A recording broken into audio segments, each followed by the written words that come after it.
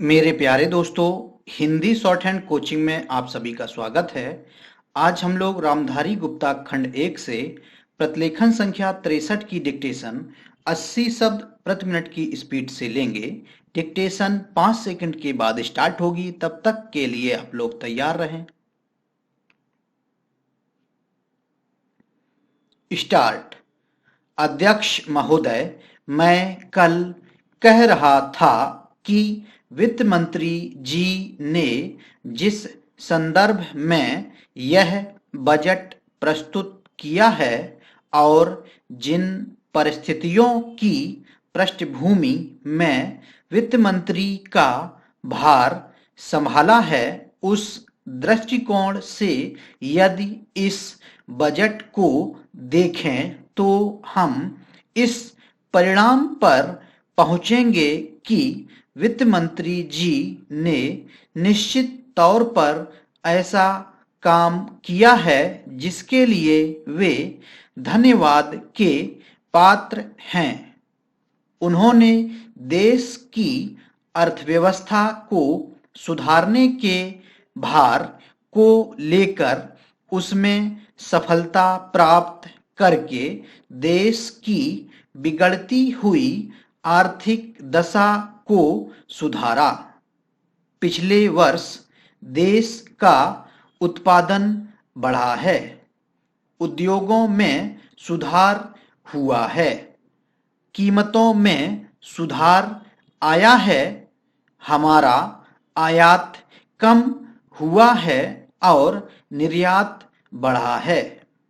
इस तरह से देश में एक नई आशा और विश्वास पैदा हुआ है।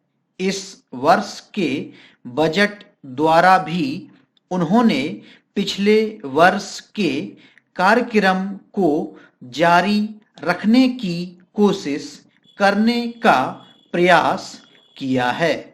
मुझे इसमें कोई संदेह नहीं है कि इसमें भी उनको सफलता मिलेगी।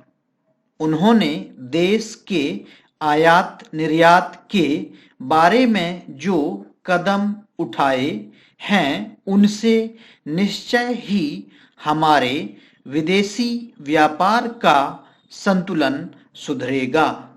यह निश्चय के साथ कहा जा सकता है, मैं वित्त मंत्री के लक्ष्यों व कर नीति का आमतौर पर स्वागत करता हूं।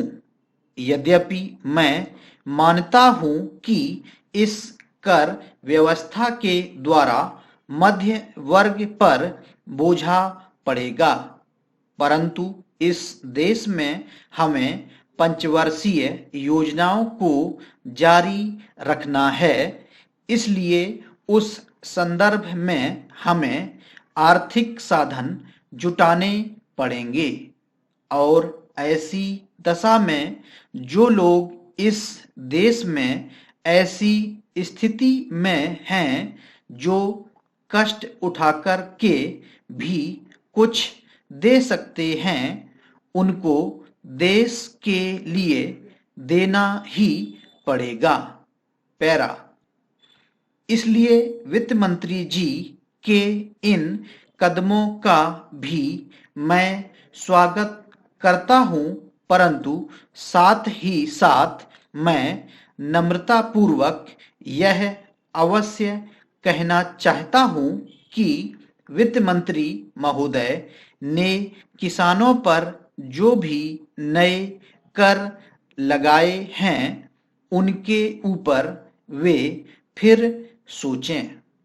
मेरी मान्यता के अनुसार वित्त मंत्री द्वारा खाद पर जो कर लगाया गया है, जो शुल्क लगाया गया है, वह एक ऐसा कार्य है जिससे इस देश का विकास रुकने वाला है।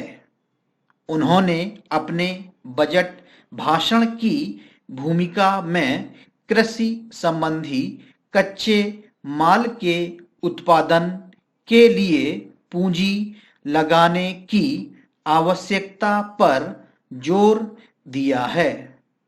उनकी स्वयं की यह मान्यता है कि कृषि का उत्पादन बढ़ाना बहुत आवश्यक है। स्टॉप।